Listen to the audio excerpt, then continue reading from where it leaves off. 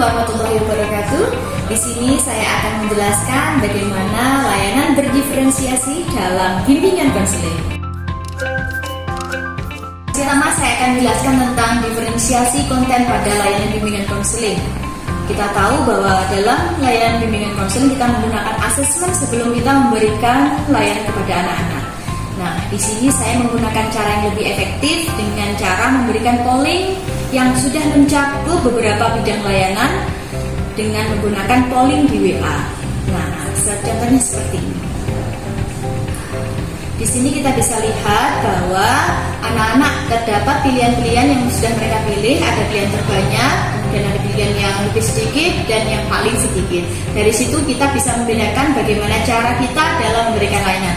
Untuk pilihan yang terbanyak kita bisa menggunakan layanan klasikal, dan untuk pilihan yang nomor 2 kita bisa memberikan layanan berupa konseling kelompok atau bimbingan kelompok. Sedangkan untuk pilihan yang paling sedikit kita bisa menggunakan layanan konseling individu.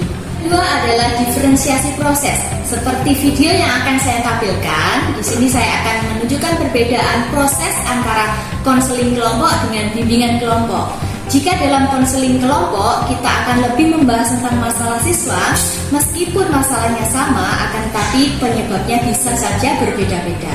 Jika dalam bimbingan kelompok, konselor sudah menentukan topik yang akan dibahas dalam bimbingan kelompok. Yang ketiga adalah diferensiasi produk. Kita tahu bahwa dalam bimbingan konseling kita selalu mengedepankan perbedaan individu. Maka produk atau hasil yang dicapai dalam proses konseling sendiri antara individu satu dengan yang lain pasti berbeda. Prosesnya juga berbeda. Bisa jadi seorang anak selesai proses konseling dalam 1 atau 2 kali konseling. Bisa jadi juga sampai 2, 3, sampai 4 kali proses konseling sehingga masalahnya bisa terentaskan. Bismillahirrahmanirrahim. Assalamualaikum warahmatullahi wabarakatuh. Waalaikumsalam warahmatullahi wabarakatuh. Oke, anak-anakku semua, sesuai janji kita kemarin, kita akan mengadakan kegiatan namanya konseling kelompok. Sudah siap kan? Saya jelaskan dulu ya tentang asas-asas yang ada di dalam konseling kelompok ini. Berhubung kemarin kita sudah asesmen dan ternyata masalah terbanyak adalah tentang berpikir yang terlalu negatif dan overthinking. Jadi antara satu orang dengan yang lain pasti beda dong ya. Nah, silahkan nanti salah satu dari kalian mengawali. Siapa yang mau duluan? Oke, dari Zen ya. Oke. Jadi gini Bu, saya suka overthinking berlebihan. Ketika saya maju menyampaikan materi atau presentasi itu saya suka overthinking dulu, padahal belum menyampaikan materi atau berpresentasi. Mungkin ada cara untuk mengatasi overthinking yang berlebihan. Kalau sebenarnya sendiri kamu tahu? Mungkin saya kurang percaya diri Bu, jadi kalau kurang percaya diri kayak nggak pede itu maju depan Bu, overthinking duluan. Oke, karena tadi sudah masing-masing dari kalian sudah menyampaikan masalahnya ya, tentang pikiran negatif, kemudian tentang overthinking kalian. Nah, sekarang kita masuk ke tahap berikutnya, yakni tahap kegiatan. Gimana tahap kegiatan ini kita akan saling memberikan saran masukan untuk menyelesaikan masalah-masalah dari kalian semua tadi.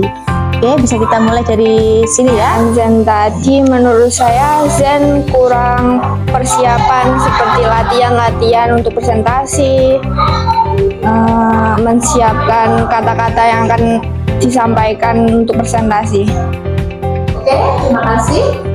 Oke, karena kita tadi sudah membahas tentang masalah dan bagaimana cara menyelesaikan masalahnya, kira-kira apa yang kalian rasakan sekarang? Boleh dimulai dari siapa kira-kira? Reva ya? Alhamdulillah setelah melakukan konseling ini saya menjadi lebih lega Bu. Oke, alhamdulillah ya kegiatan hari ini bisa berjalan dengan lancar. Oke, kalau begitu bisa saya tutup ya. Terima kasih atas kedatangannya hari ini. Mudah-mudahan masalahnya bisa teratasi, masalah kedepannya bisa teratasi. Oke, terima kasih dari saya. Wassalamualaikum warahmatullahi wabarakatuh. Waalaikumsalam warahmatullahi wabarakatuh. Dalam konteks bimbingan dan konseling, konsep layanan berdiferensiasi sangat relevan dengan pemikiran Ki Hajar Dewantara. Ini berarti menyediakan layanan yang disesuaikan dengan kebutuhan dan karakteristik unik setiap individu. Pendekatan ini tidak menggeneralisasi, melainkan mengakui bahwa setiap individu memiliki latar belakang pengalaman dan kebutuhan yang berbeda.